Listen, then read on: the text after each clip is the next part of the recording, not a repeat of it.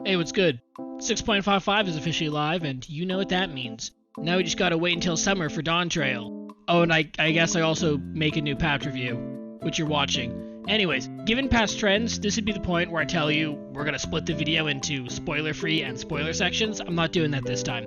This MSQ that we just got doesn't really have a whole lot of connection to the 6.x patch storyline because we kind of just finished it up. Instead, it focused entirely on setting up for Dawntrail's main storyline. Now what that means for this video is that this time, you're only getting one spoiler warning. Just this one. We're going to be looking at the 1 hour plot hook for Dawntrail today, so if you haven't played it yet, and you're leaving right now, please bookmark the video and come back, because you'd be super cool if you did that. And for everyone else who's sticking around, don't forget to leave a like. And if you really enjoy it, why not subscribe and click the bell so you can be notified when I next upload. Alright, let's get right into it.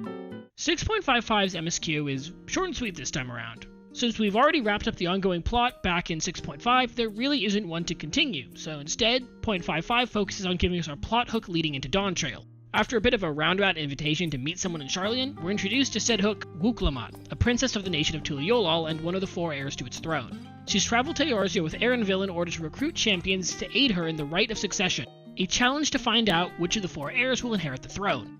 Cool, so we have our overarching plot for Dawntrail now. But just because we know what the general gist of the new expansion is going to be, doesn't mean we're going to just say yes to this. Okay, it definitely, we are going to say yes to this, but the story needs to get there first.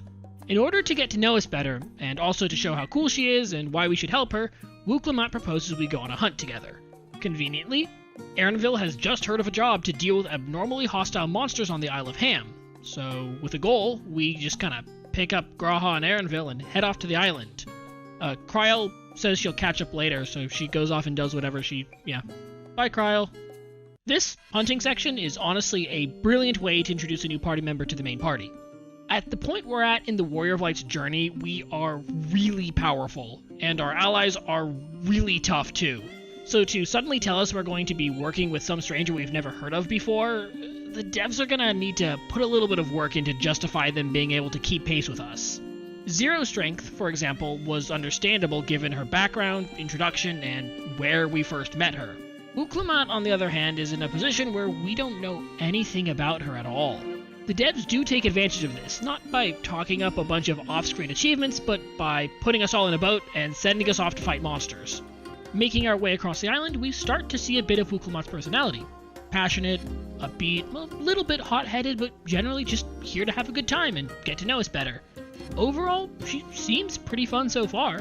I did notice, as we went on, her readiness to fight seemingly everything in her way, and then when she thinks she's found our target, she calls it worthy prey, and I had this brief, horrifying moment where I couldn't help but be reminded of him. But then the actual target drops in and startles her, which results in her getting slightly embarrassed, which in turn causes her to glare that she's hungry to try and hide her embarrassment. You know, my bad, I didn't mean to disrespect you like that, Wooclamat. You're nothing like that creature. One throwdown with the bird later, and we've completed the job. And there's this little exchange that happens where G'raha notices that despite winning, Wooclamat's hands are still shaking, and so he tries to hype her up, and she gets flustered because of the praise. Yeah, I'm gonna love the energy she brings to the party. I actually realized what type of character Wooclamat reminds me of. She's a shonen anime protagonist. She has the high energy and desire to grow stronger, sort of like Gon and Goku, and her relationship with food feels a lot like Luffy's. You know, actually, she does kind of remind me of Yamato a bit. Regardless, the writing team did a fantastic job introducing us to and characterizing Wooclamat on our first adventure together. Great job, guys. After returning to Sharlayan, we get a little bit more evidence that Wooclamat is an anime protagonist, as well as some more info on the next expansion. It sounds like the rite of succession will be undertaken by Wooclamat's 3 siblings. Her brother Koana, an alumni of the Studium here in Sharlayan, a second unnamed brother, and a third sibling who we just don't know anything about. It's here that we learn of one of Dawntrail's main antagonists. According to Wooclamat, her unnamed brother has plans to use Tuliolal's military power to conquer Garlemald should he become king. Understandably, Wooclamat really doesn't like this idea. It would destroy the peace that their father kind of established during the nation's unification 80 years ago, and it's just kind of like kind of evil, just bad vibes all around. This bit of information is quite interesting, though, because we don't really hear a lot about the world outside of the 3 continents, and I never considered there would be opportunists outside the scope of our information with interests in any of the regions weakened by the final days. I think this character detail does a lot to not only show you how connected the new world actually is to the world we know, but how much more is actually going on in the world at large that we just don't know anything about. Oh, right, I almost forgot. Cryle got a job change this patch, as well as a graphical update. She got it early. As we saw in the full cinematic trailer, Cryle's a Pictomancer now, which, as we learn at the end of the patch, means Graha will be staying home this expansion. Look, I'm not saying Graha being absent from Dawntrail will lower my overall score for the X-Pack. If I don't see in-engine Graha Taco, I'm gonna be super let down. The rest of the patch wraps up with Alphino and Alexei joining on, and then some post-credit reveals that Estini is just gonna show up, and that Thancred and Urianger have been scouted by Kawana to be part of his squad. I'm curious how they're going to handle pitting members of the main cast against each other, but I doubt it's gonna be hostile or anything. It'll be interesting to see a friendly rivalry between some of the Scions this time around. There was one moment, however, that was, dare I say, cringe. At the end of the patch, we find ourselves at the harbor, looking out over the sea. We then recall Emmett's honestly super terrible and unnecessary monologue from right before the end of Endwalker.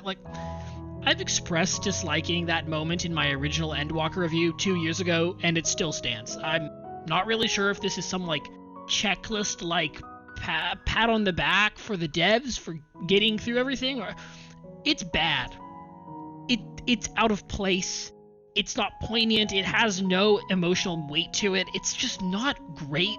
And, if we could just never do this again, that'd be great, thanks. Otherwise, the patch was really solid for how short it was. A lot of character and information was condensed into a very small package. It's honestly impressive how much they just packed in there.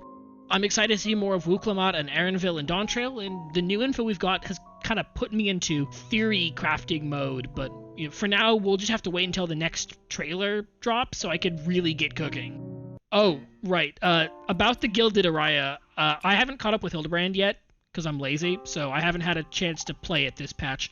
However, if it hasn't changed too much since FanFest, and it's, pretty straightforward, moderately difficult trial, it's fine. As long as you don't lag out and have a bunch of sweaty raiders in your party, you should be fine. Anyways, that's all for this patch review. Thanks for stopping by. If you enjoyed this video, don't forget to like and subscribe to keep up with whatever I put out next. And don't forget to hit that bell so you get your notifications. If you want to see more of me, but don't want to wait until the next video, you can find me over on Twitch. I stream now, Wednesdays and Fridays starting at 5 p.m. Pacific. So stop by and hang out for a bit. Regardless, thanks again for watching, and hopefully I'll see you next time.